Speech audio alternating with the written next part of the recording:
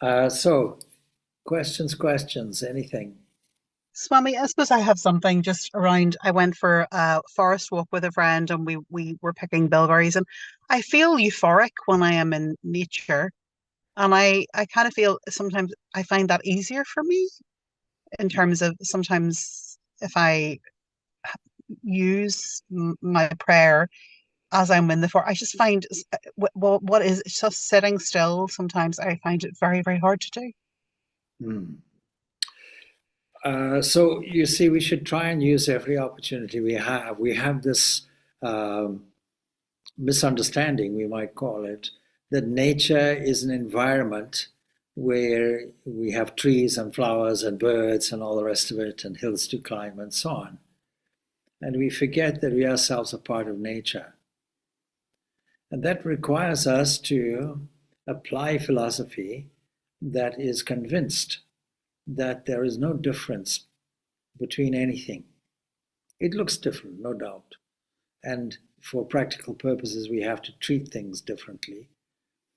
And for identity purposes, we say I and we identify ourselves, but it's only for passport purposes. So, in spiritual life, to get anything deeper than the surface, we have to make this understanding. It's a simple understanding. And we have to again revert to our foundation. The foundation is the Upanishads. There are many Upanishad passages that condemn duality, that way of thinking. Duality meaning the the idea that God is somewhere and we are somewhere else. That's not a bad position to adopt. It's a good position to adopt as long as we understand that there's a background beyond that that we can shift. We can shift to non duality. And so the passages which condemn, those passages which are kind of harsh on duality, they support non duality. Uh, they're saying duality is there, but non duality is also there, in other words. But none of them condemn non duality itself. Even the Ishopanishad, which tries to set up a relationship between us and a personal God, one of those rare Upanishads that does that. The clue is in the name, Isha, the one that Lord is Lord and lords it over everything, the one responsible for rhythm and balance, harmony in the universe. But even there we see in the sixth stanza, or the sixth section, 6, 7, and he who sees all beings in his own self and his own self in all beings, that's the language being used, doesn't feel any hatred. To one who knows all beings have truly become one with his own self, then what delusion and what sorrow can there be for one who has beheld that oneness? Even walking in so called nature, we're exercising a kind of duality and saying, I am in a separate thing called nature. And when we take our walk in nature, so called, as an exercise in mindfulness on retreats, we lead the one who is taking the walk, we lead that person, first of all, to identify every sensation and then register all these sensations, not only the receiver of the sensations, the skin, the touch, the taste, the foot walking on the ground, etc., the smell in the air, the scent of flowers, the vision of birds, the sky, the texture of a leaf. We register all of these things to a much higher beauty. And we use this to conduct our way to what we call the most profound foundation which we have, labeled this divine self, or the kingdom of heaven within, or God, whatever you like to call it. So it is natural that we feel inspired in walking in nature, and we should do it, provided we take into account these things and we use it as a working, waking, walking meditation. That's necessary. But can we apply that in a difficult situation as well? Can we apply that in the office environment, for example? And we should be able to do so, because not to do so will mean we have a sense of equilibrium in one situation, but not in another. And then we don't have any equilibrium at all. We have a kind of zigzag profile, and up and a down, and we are relying on conditions. So that if you really rely on conditions, then you'll always spend your time in nature. Some people do it as an occupation and invariably get bored with it. That's the funny thing. We derive pleasure from it because it's an occasional thing for us. It's an outing. Now, do we get the same kind of feeling when we sit in our specifically regulated practice, that is, sitting? The sitting practice requires us to have a very balanced, stable, peaceful mind, attained as self-control, contained in the rest of our life. So if we find it is unsettling, difficult to concentrate, we'd rather be walking in nature. Two things are happening. First thing that is happening is we're not applying a revaluation of things in life. We're not seeing the self in all beings or God in all beings and reacting and serving and worshipping and cultivating adoration, thankfulness in every single situation. Now, the natural environment in which we're walking can serve to imprint an impression on us. It means that at any moment in time, we can sit and recall the scene that made us happy. And not just leave it there, but go beyond it. When we go beyond it, when we go deeper into it and discover the glorious bliss of the God that sits within, then we'll find there's a much greater sense of bliss than the ideal conditions that made us joyful and happy in so-called nature. The two are necessary. Why is it necessary for meditation to happen? Because it is only by accessing that inner self within through the preliminaries of japa, prayer, and so on, and mobilizing the heart. And the problem with some people, and here I'm going to bring the Enneagram out, of course, the problem with some people is that if you're visually orientated and you don't apply that in meditation, then it will become very dull. We have to use the full capacity of our imagination. And for those people who are orientated in the head, for example, then they have to do what is called focused meditation. Now, if you really want to find out what that is, look up your Enneagram notes again.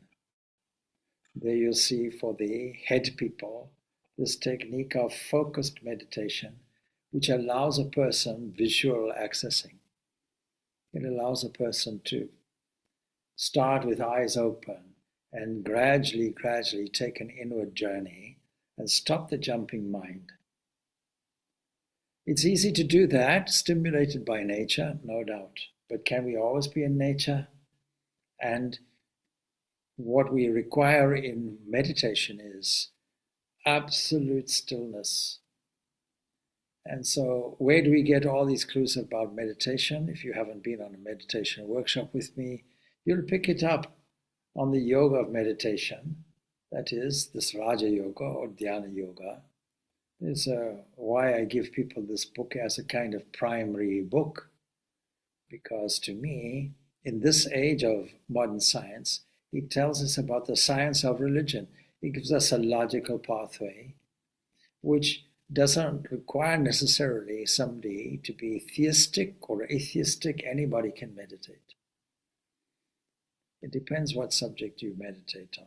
There's no requirement to meditate on a God, but there's no doubt about it. It is extremely useful and helpful.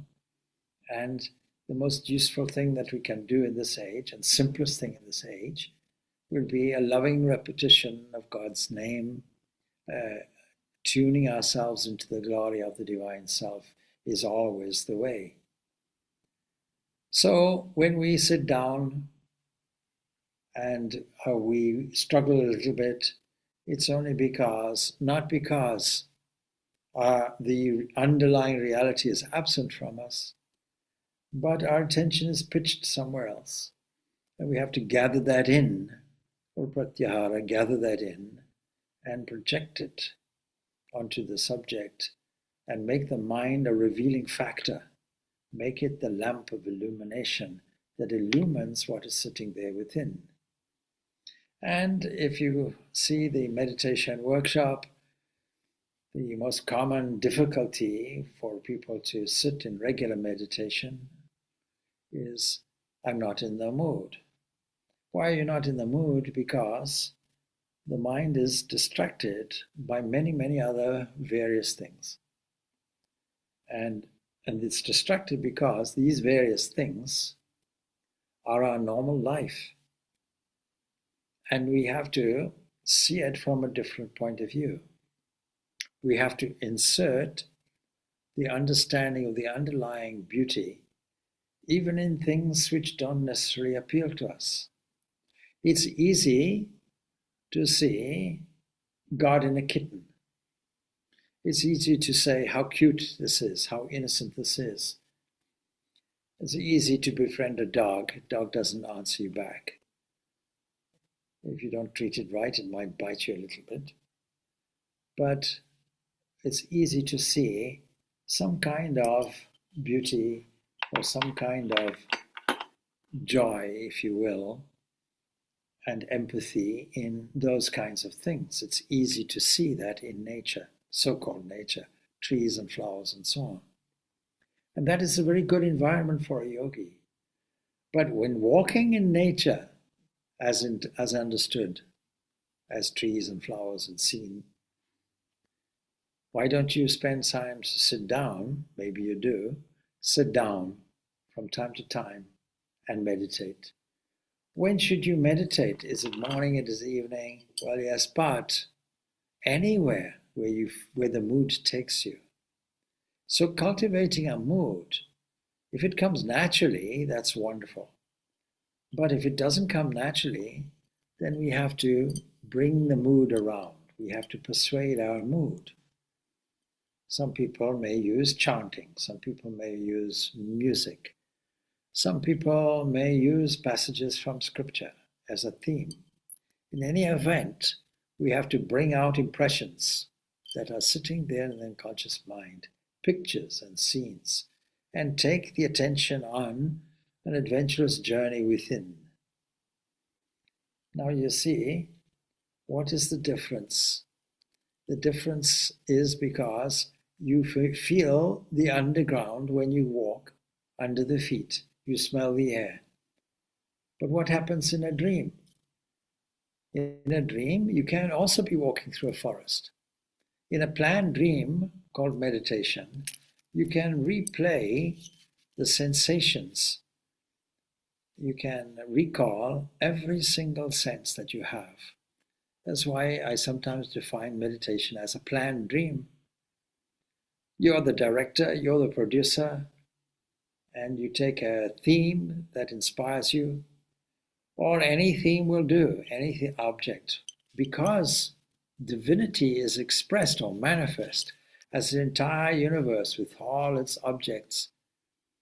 Then we can take any one of them and discover the innermost essence of that.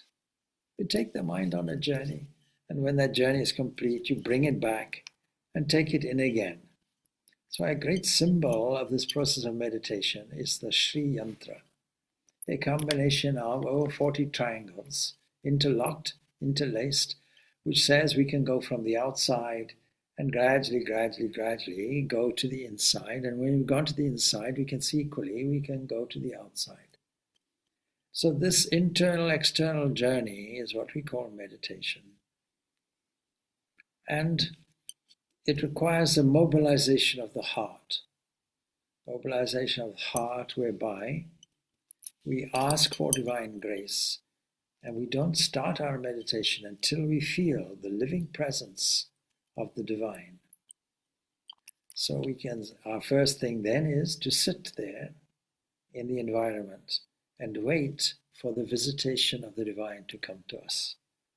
And when that divine visitor is there with us, bearing in mind that japa, that is the repetition of a mantra is an audial vibration which is the embodiment of your chosen ideal in sound form. It is there. It's the audial body of the chosen ideal. Chosen because a teacher has had the insight to do that, to assist you in this way. A good teacher will no doubt do that. There's wonderful inspirations that we get from the spiritual teachings of Swami Purnananda. And he says, see, a real guru through meditation can see the chosen deity of a disciple, and he instructs him accordingly. Then there is mental worship. As in external worship, people offer flowers and sandal paste and perform evening vespers. So in mental worship, while meditating on the form of God, one mentally makes all those offerings. A beautiful description of what is taking place in devotional meditation. Devotional meditation is practicing the presence of God intimately, so that it's a reality to us. Now we can do that anywhere, of course. We can sit down in a forest and do it. And walking in nature, we can do that. We can walk with God. But as long as we have this physical sensation of nature, as it were, external to us, then we're not getting the 100% connection that is possible in the mystic union that is contained inherently in meditation. So we make an error to think that what we call nature is different and separate from the divine. What we call nature is the expression, the word made flesh and variegated as the things that we see and hear and touch and taste, the thing that the senses pick up continuously. And the senses themselves are divine. When we mentally infuse everything with divinity, then we can see it in beautiful surroundings. Those are the most inspiring things, no doubt. But we can also learn to see it in a spider. We can also learn to see it in things which don't obviously and typically seem attractive to us. There are biologists, zoologists, and so on, who make a study of creatures that many, many people are frightened of. For example, snakes. I know that in Zimbabwe, there are snake handlers. Of course, there are snake handlers in India, South America, everywhere in the world. And people who develop a respect, no doubt, but a love of snakes. These are the reptiles, very, very ancient. There are these kinds of people who handle them nicely and see something special in them, see something that somebody else may not see in them. In the Semitic tradition, there is a superstition about snakes, and I think this is why. It is the serpent in Genesis who comes and gives a temptation. And because throughout the Semitic world, carrying on also into Africa, there is this understanding that a snake is a bad omen. And the same thing goes for owls, by the way. See, owls can represent wisdom in one culture and can represent a bad omen in another culture. So we have to learn to have an equilibrium of vision, and it's helpful to understand that all these impressions that we see are wavelengths that we are capable of tuning into, but that means that everything is combined waves. These are subtle impressions. And when we undergo, as it were, meditation, we're going from the external sensation, we're divinizing the body, understanding that every single part of the aggregate that we call a human body is sacred and divine, and a spark of the divine, a reflection, a manifestation of that. And that is a glorious thing. And what enhances it a little bit is if we're able to study anatomy and physiology and understand structures of cells and so on, we will see there miniature miracles revealed to our very understanding. Then we can understand this is also part of nature. These are mechanisms that work. Plants work in this way, and every tree and every fern and every flower contains a spirit. And to see that spirit is to see the divine. But that spirit is in every person. The spirit is within every memory. The spirit is entirely in the whole of the mind, including the unconscious mind, or subconscious as people want to call it. And it's contained in every single aspect of our person. When we walk about in a natural, beautiful environment, it's not that we leave ourselves behind. We're part of that. Supposing two trees have a conversation in the forest and see you walking by, would they maybe not have a conversation and say, did you see this beautifully fashioned and designed machine walking? The hips are designed. We can't walk. We can hold our arms up, no doubt, for 20, 30, 40 years. That being can't do it. But look, they make a sound, they communicate. It looks as if they're looking at us with tremendous admiration, and we know that they're not going to harm us. They're not carrying a chainsaw or anything like that. But you can see the intelligence in their eyes, and we are just sitting here. So we know that trees can't converse in this way, but they do converse in other ways. You see, every tree and every branch knows how to reach up toward the sun, and how to avoid the tree next door to it, and how to involve themselves in competition, and how to find their place naturally and adapt or adopt, change, evolve in order to find their place in the overall scheme of natural life, and how to live and survive and work in harmony with the rest, so that each one has a synchronicity, each one has a synergy, each one has a cooperative role everywhere. And this is what we call ecology. When we upset that harmony, nature has that natural harmony, then we find ourselves in trouble. And we're only understanding or beginning to understand the complexity of upsetting the ecology, not honoring rivers. So we throw our waste material, our chemicals in it, and our plastics, not honoring the environment.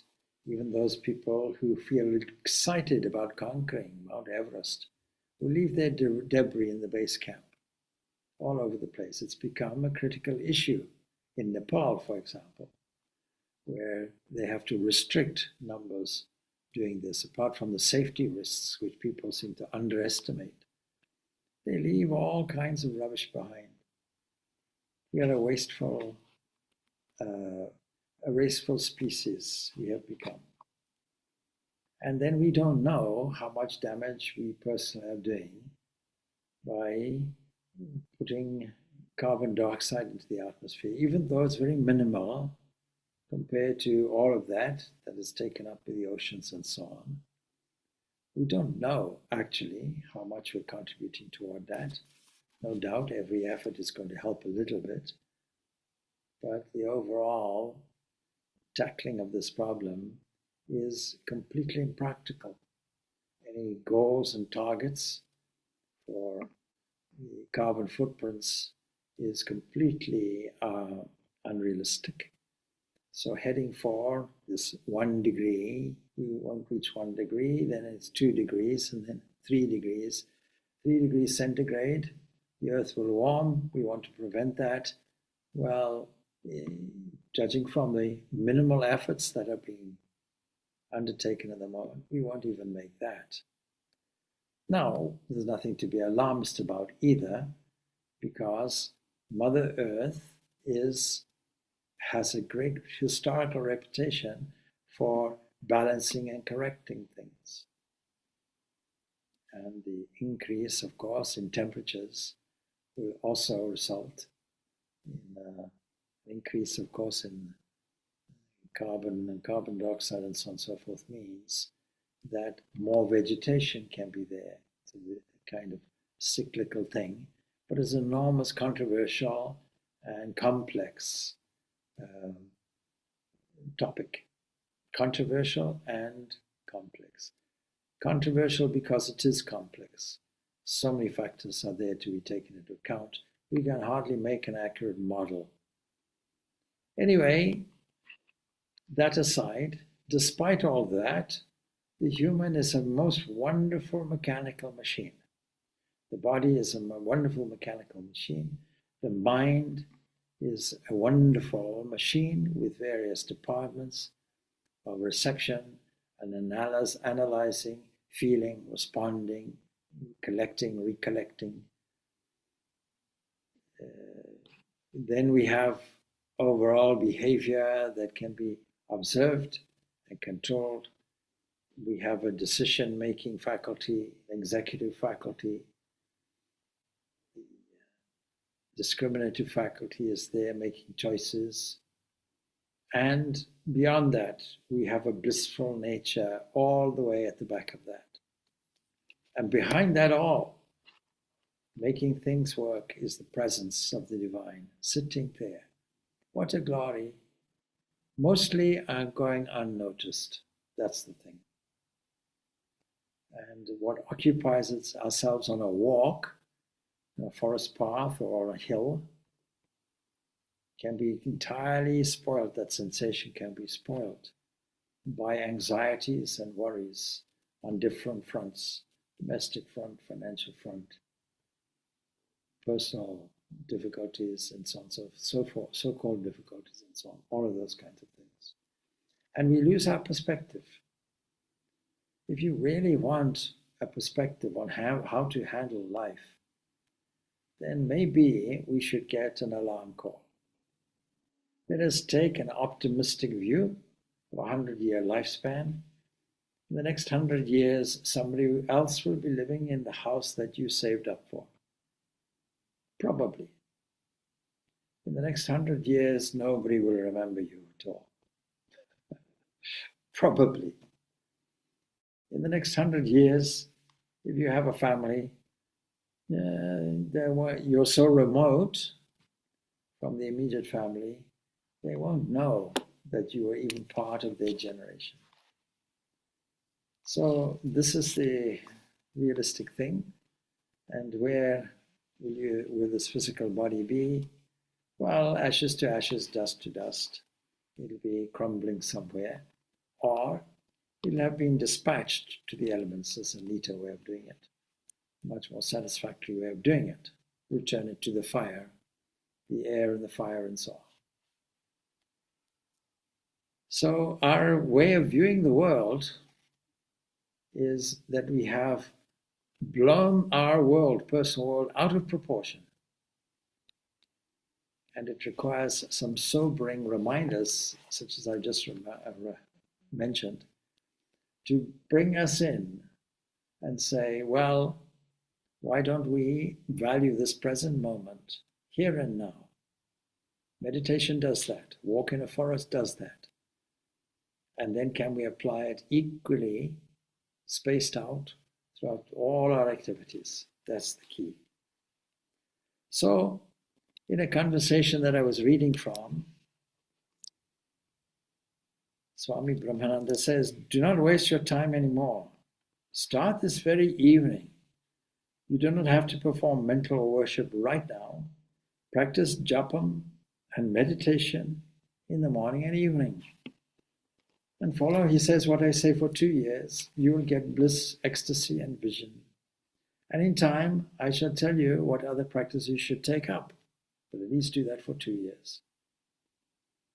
He says in practice, talking to a potential devotee, purchase an asana, meditation rug. Use it only for worship and meditation, nothing else. I think the garden adjacent to your house is quite solitary.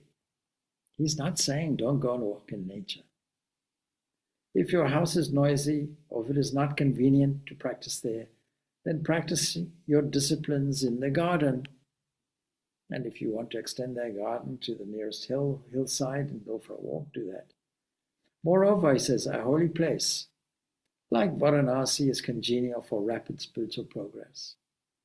Use the forest. Walk there, but sit there also. Practice my instruction for 2 years. Some get results quickly, and you may achieve your goal within a year. Start right now. After some days, you'll get so much bliss, you won't want to leave your seat. A desire will come to meditate more.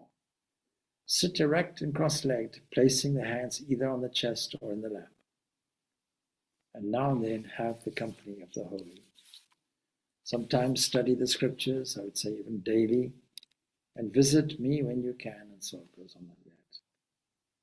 Do not begin your meditation as soon as you sit on the seat. Very handy guidance on meditation. Sit silently for a couple of minutes or so and try to make the mind blank so that no distracting thoughts can arise. And then begin meditation. In other words, quiet-centered meditation is what he's recommending for some people. So sit down, and I would add a little bit, and in that, it's not exactly blankness, it is simply waiting for the divine presence to show itself and enter into your awareness. And that's where you begin your meditation. He says, rigidly follow this method for a couple of years. Now, that's a very useful instruction because many people, after 1 week, say, I've given up meditation, nothing happened. Thereafter, he says, meditation will become natural to you. If on any day you are hard-pressed with work, you should practice only once or try to finish your spiritual practice within 10 or 15 minutes. If even that is not possible, then think of the Lord once and bow down to him. Get up early in the morning, wash yourself, change your clothes, sit down for meditation. And so he goes on. Follow the routine also in the evening and so on and so forth. This is a minimal thing. But elsewhere, what he's saying, ideally meditate 5 times a day. Ideally. But for practical life, you follow the Guru's instruction, who may say, twice a day, minimum.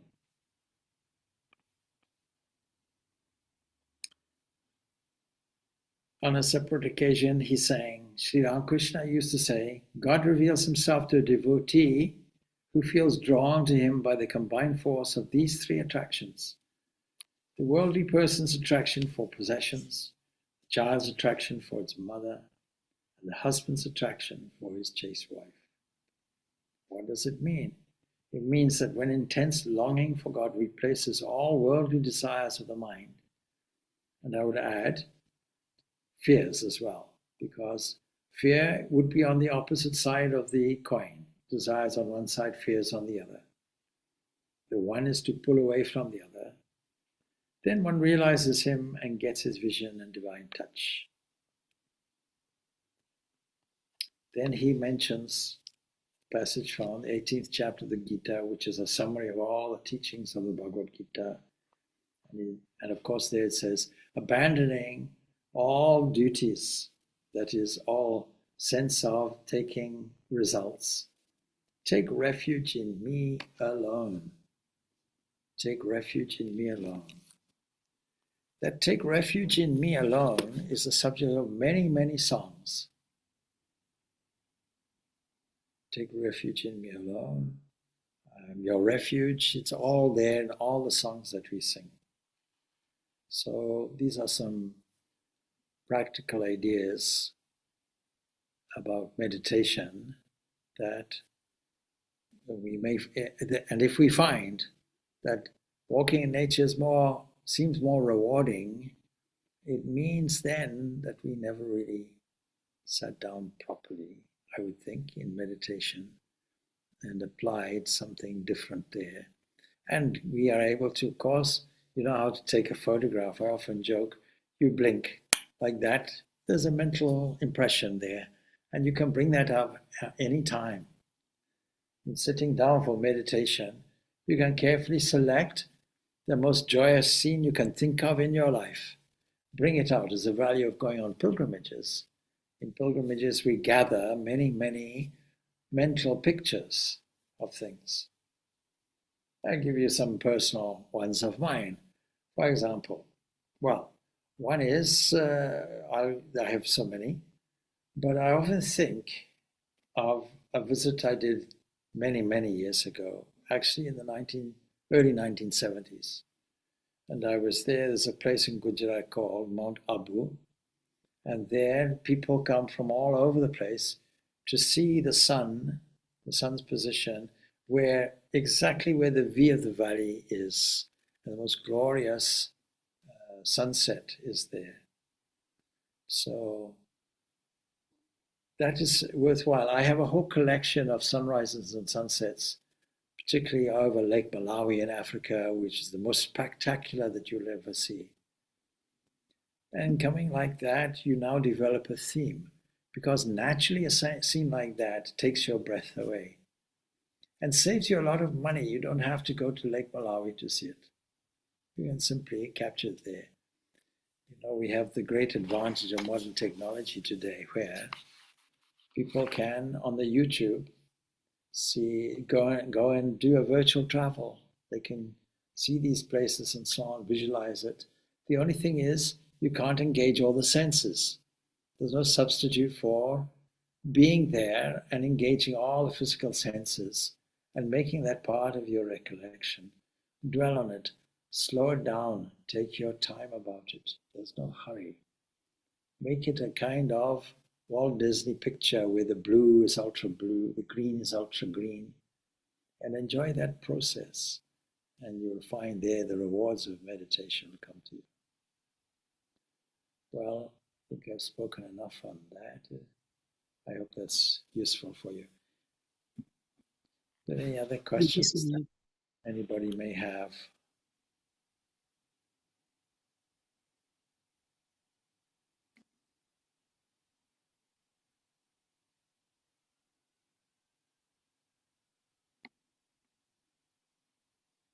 Well, it might be appropriate time then to close off.